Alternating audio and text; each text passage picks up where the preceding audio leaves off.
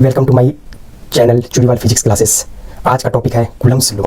देखिए, Coulomb's law एक quantitative method है। इससे किसी फोर्स की वैल्यू पता चलेगी। दो चार्ज के बीच में कितनी फोर्स जनरेट होगी, कितनी फोर्स एक दूसरे को अट्रैक्ट करेगा, रिपेल करेगा, उसकी मैग्नीट्यूड पता लगेगी।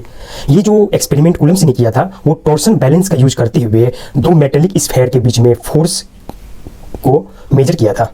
ठीक है, ये किसी भी पॉइंट चार्ज के बीच में फोर्स की मैग्नीट्यूड को बताएगा। पॉइंट चार्ज मतलब कि linear size of charged body is very less compare to the distance between the charged body. इसका मतलब अगर चार्ज्ड बॉडी एक ये है, दूसरा चार्ज्ड बॉडी अगर ये है, दोनों के बीच का सेपरेशन बहुत ही लार्ज होगा compare to its linear size. Linear size means इसका डायमीटर, है ना। तो इस कंडीशन में उसको कहेंगे पॉइंट चार्जेज। तो कूलम्स लॉ क्या है, किसके लिए? Point charges. It is a quantitative method. इसका मतलब इससे वैल्यू पता लगेगी। तो 1 कूलम जो चार्ज है उसको फिर अलग अलग ढंग से डिफाइन किया गया है।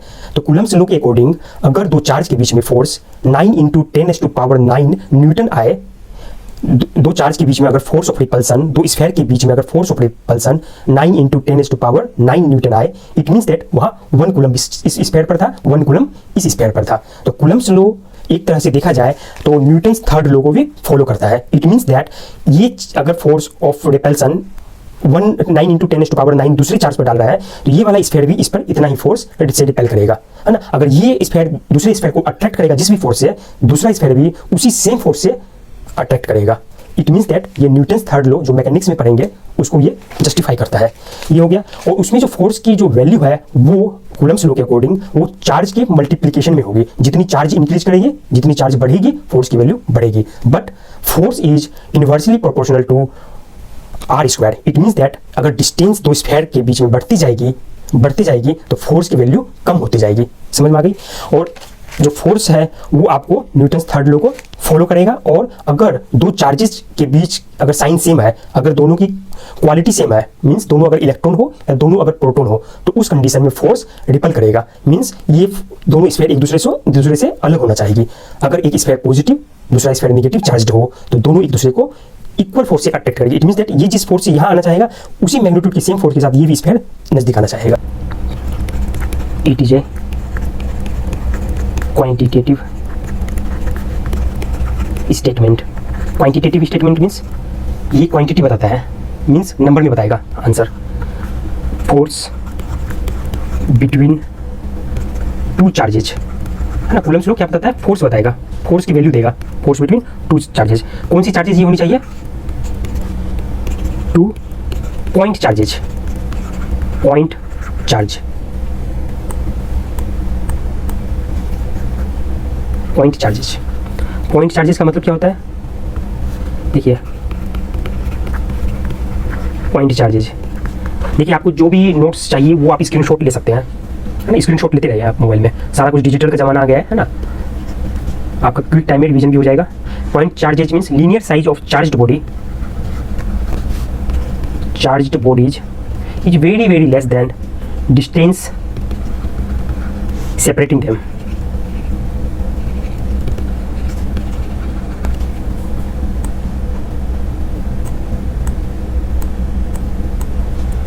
तो कूलम्स लॉ से आपको जो फोर्स की वैल्यू मिलेगी वो फोर्स इक्वल टू के कोई कांस्टेंट है Q1 Q2 divided by r²। r क्या हो गए? जैसे दो पॉइंट चार्ज, एक ये हो गए, एक ये। इन दोनों के बीच में जो भी डिस्टेंस है दैट इज r। और Q1 सपोज यहाँ पॉइंट चार्जेज है, Q2 यहाँ पर पॉइंट चार्जेज है। दोनों की वैल्यू k एक कांस्टेंट है।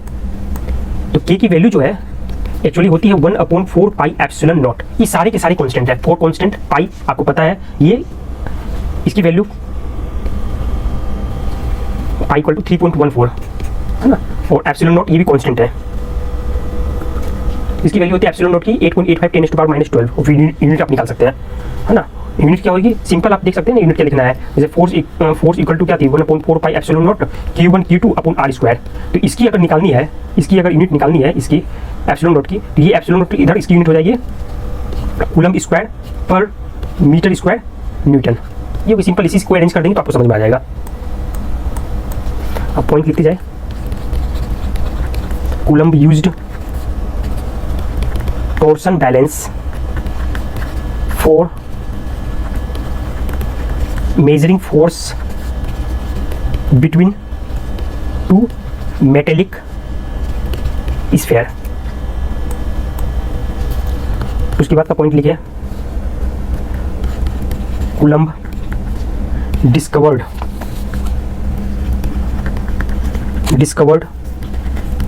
his law without knowing the explicit magnitude of,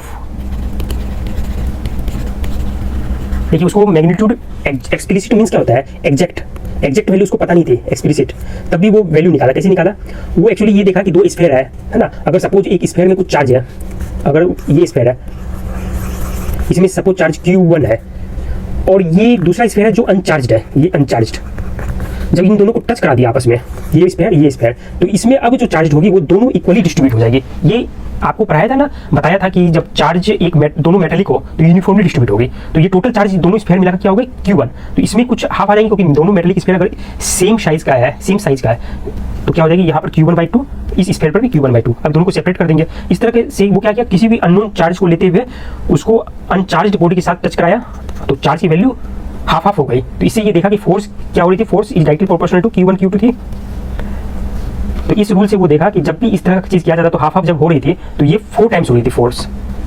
तो इसका मतलब क्या होगा, चार्ज के प्रोपोर्शनल है, चार्ज की मल्टीप्लिकेशन के। अब आप डेफिनेशन लिख लिया, 1 कूलम्ब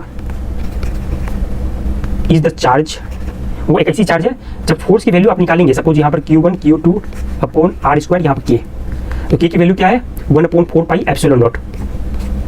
तो 1 कूलम्ब यहाँ पर अगर चार्ज 1 कूलम्ब 1 × 1 रखेंगे और डिस्टेंस अगर स्फीयर की 1 मीटर है तो 1 स्क्वायर, तो F की वैल्यू कितनी आएगी, उसकी वैल्यू निकली 9 × 10⁻⁹। तो इट मीन्स दैट जब भी फोर्स की वैल्यू ये निकलेगी इतनी न्यूटन, ये जब भी निकलेगी तो इसका मतलब क्या होगा, चार्ज 1 कूलम्ब थी।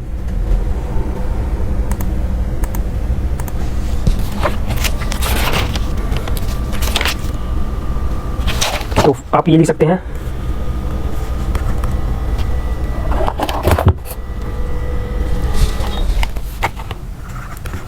force is a vector,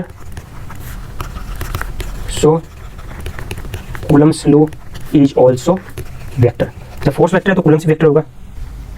तो फोर्स को कैसे डिनोट करेंगे, force equal to 1/4πε0 Q1 Q2 upon R²। जब ये वेक्टर है तो वेक्टर से डिनोट कर दे और यहाँ पर यूनिट वेक्टर से मल्टीप्लाई कर दे। ठीक है, ये फोर्स 2/1। F21 का मतलब क्या, force on second due to first. R21 का भी मतलब हुआ कि 2/1 ये फाइनल पोजीशन है, 2 इज फाइनल 1 इज इनिशियल। इसको आप ऐसे समझिए, Q1 Q2 अगर F12 निकालना है तो 1 इज द फाइनल पोजीशन, तो इसकी डायरेक्शन आएगी ऐसे। बात समझ में आ गई? और आप इसको ऐसे भी समझ सकते हैं, F21 अगर 2/1 ले रहे हैं, 2 पर फोर्स निकालनी है, 1/4πε0 Q1 Q2 divided by R² R21 इसकी मैग्नीट्यूड। अब अगर इफ Q1 एंड Q2, देखिए क्या होता है, Q1 Q2 क्या हो सकता है, मे बी पॉजिटिव और निगेटिव, पॉजिटिव भी हो सकता है निगेटिव भी हो सकता है। And accordingly F21 and R21 may have same or opposite direction. Point wise आप लिखते जाए, आपको बिल्कुल समझ में आ जाएगा। आप जब न्यूमेरिकल सॉल्व करेंगे तो बिल्कुल फंडा क्लियर होगा। अभी ये जितना पढ़ाया जा रहा है उतना समझते जाए। Force F21 means force on 2 due to 1। R21 ये यूनिट वेक्टर है, इसका मतलब हुआ कि यहाँ ये लिखा हुआ, इसका मतलब final position is R2 and ये वाली फाइनल पोजीशन होगी, ये फाइनल होती है, पहले जो लिखे रहेगी फाइनल, ये वाली initial, and initial position is R1। मतलब ये कर सकते हैं ना, अगर ये R2 है R1 तो R12 जो होगी यूनिट वेक्टर, तो 1 is the final position. Arrow का क्या होगा, एरो की हेड 1 की तरफ है, ठीक है, टेल है 2 की तरफ, 1 इज फाइनल पोजीशन। देख रहे हैं ना, एरो यहाँ से गया जाती है फाइनल पोजीशन ये। आप कुछ पॉइंट में लिख ले जो कॉन्सेप्ट समझ में आ रहा है यहाँ पर।